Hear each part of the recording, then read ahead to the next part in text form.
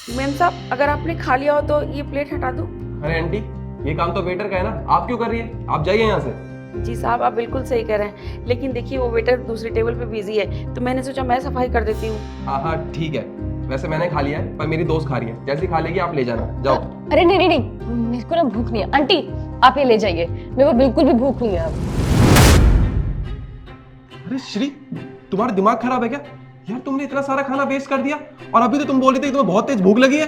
यार मेरे ना अचानक से पेट भर गया, कुछ खाने का मन ही नहीं कर रहा। चलो चलते हैं।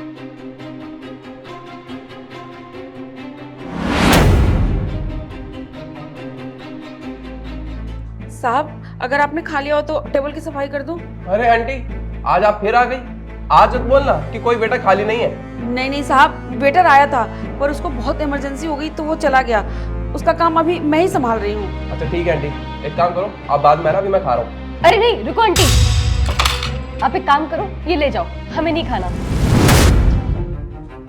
श्री तुम्हारा दिमाग खराब है क्या यार? मुझे इतनी तेज भूख लगी थी, तुम खुद तो खाती नहीं, मुझे भी नहीं खाने देती, ये क्या है?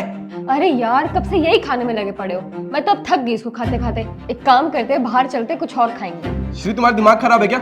तुम कितना खाना वेस्ट करने लगे हो यार? पैसे पेट पे थोड़ी उगते हैं। मुझे नहीं जाना, मैं जा रहा हूँ घर। अरे करण,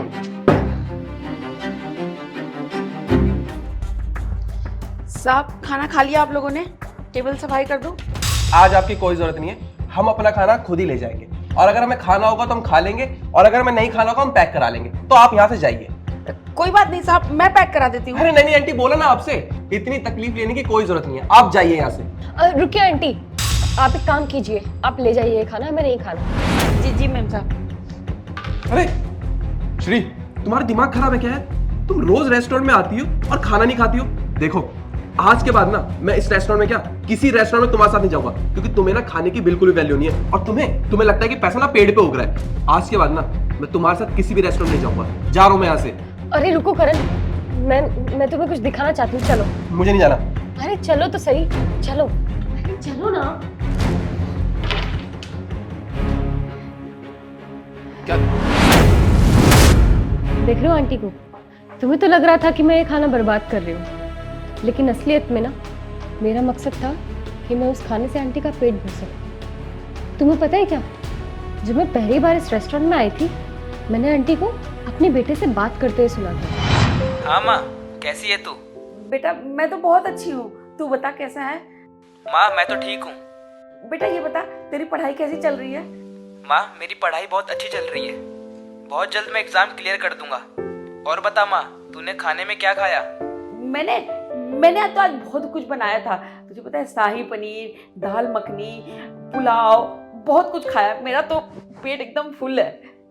अच्छा चल ठीक है माँ, जैसे ही मेरी पढ़ाई पूरी हो जाएगी फिर मेरी अच्छी नौकरी लग जाएगी, उसके बाद हम दोनों साथ में बैठ के पुलाव और पनीर खाया करेंगे। हाँ बेटा, जब तू आएगा ना मैं तेरे लिए भी बनाऊंगी।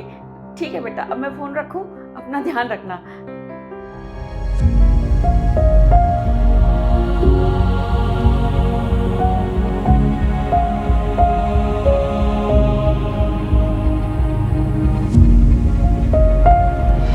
उस दिन आंटी बहुत परेशान थी। आंटी की वो हालत मुझसे देखी नहीं गई, और मैं समझ गई कि मुझे कोई ना कोई तरीके से तो इनकी मदद करनी चाहिए। फिर मेरे को ये आइडिया आया, और वैसे भी हम लोगों के पास कितना पैसा है, हम लोग आराम से अपनी मर्जी से कुछ भी खा सकते हैं। लेकिन करण, कभी सोचा है जिसके पास पैसा नहीं है वो इंसान अपना पेट कैसे भरेगा? जब भगवान ने हमें इतना सक्षम बनाया है तो हमें तो औरों की मदद करनी चाहिए।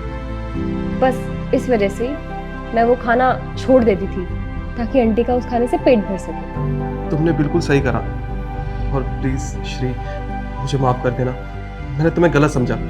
मुझे लगता था कि तुम्हें ना खाने की बिल्कुल भी वैल्यू नहीं है, पर आज मुझे पता चल गया कि तुम्हें खाने की असली कीमत पता है। श्री, मैंने तुम पे चिल्लाया, प्लीज मुझे माफ कर दो, पर तुम ये सब मुझे बता सकती थी ना, तुमने मुझसे छुपाया क्यों ये सब? करण, मुझे लगा कि तुम ये बात समझोगे नहीं, बस इस वजह से मैंने तुमसे कुछ बोला नहीं। चलो ठीक है, अब हम रोज इसी रेस्टोरेंट में आएंगे और यहाँ पे खाना खाएंगे। चलो।